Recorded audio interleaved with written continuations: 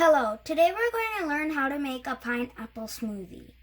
So first, add 1 cup of pineapple.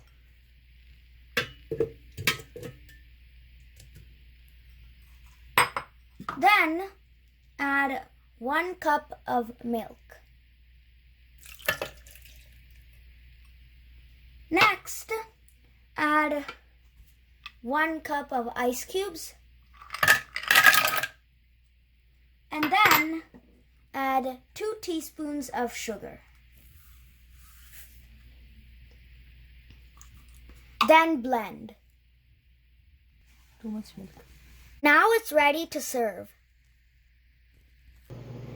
Enjoy your homemade pineapple smoothie.